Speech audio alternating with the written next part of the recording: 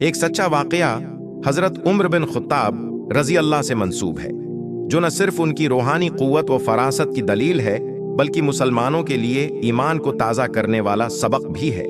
ये वाकया इस वक्त पेश आया जब हजरत उमर मदीना में खलीफा वक्त थे और इस्लामी सल्तनत तेजी से फैल रही थी। फौजी दस्ते दूर दराज इलाकों में तैनात थे, जिनमें से एक दस्ता खुरासान, मौजूदा ईरान व अफगानिस्तान के कुछ हिस्से में भी तैनात था।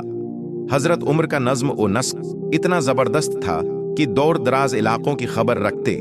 हालांकि न कोई टेलीफोन था, न तार, न कोई बर्क रफ्तार राबिते का जरिया, मगर उनके दिल में अल्लाह का नूर और दिल की आंख में वो फरास्त थी जो अल्लाह अपने मकरब बंदों को अता करता है।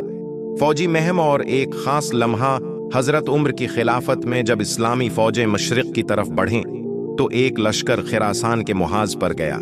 इन सिपाहियों में एक नौजवान मुजाहिद भी शामिल था जो बहुत नडर बहादुर और अल्लाह पर तवक्कल करने वाला था। एक रात जब वो अपने खीमे में आराम कर रहा था, दुश्मन ने अचानक हमला कर दिया। चारों तरफ अफरातफरी फैल गई और मुसलमानों के लश्कर को मुनज्जम होने में वक्त लगा। इसी अफरातफरी में वो नौजवान सिपाही दुश्मन के नरगे में आ गया।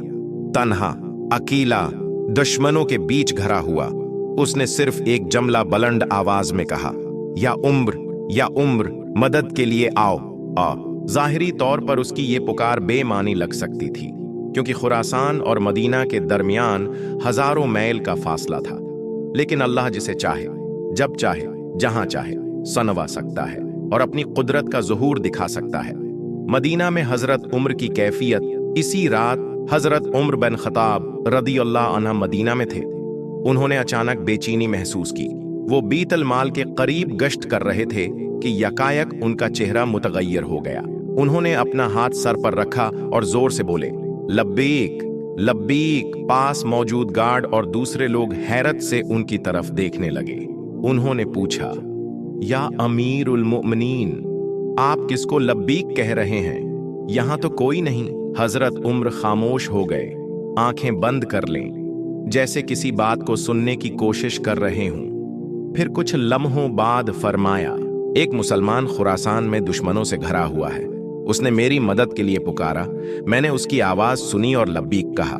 लोग ये सुनकर शुशद्र रह गए, लेकिन चूंकि हजरत उम्र की रूहानी कैफियत और अल्लाह से ताल्लुक मारूफ था, किसी ने शक न किया।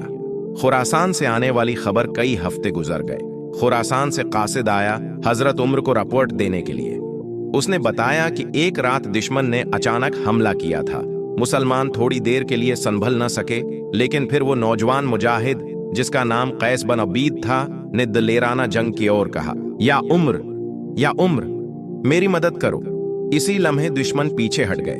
कुछ अनदेखे खौफ में मुब्तला हुए, जैसे कोई बड़ी फौज आ गई हो। मुसलमान संभिले और दुश्मन को शिकस्त दी। हजरत उमर ने जब कासिद से वक्त और तारीख पूछी तो वो वही रात और घड़ी थी जब हजरत उमर ने मदीना में लब्बैक कहा था। हजरत उमर की फरासत को नबी करीम ने भी सराहा।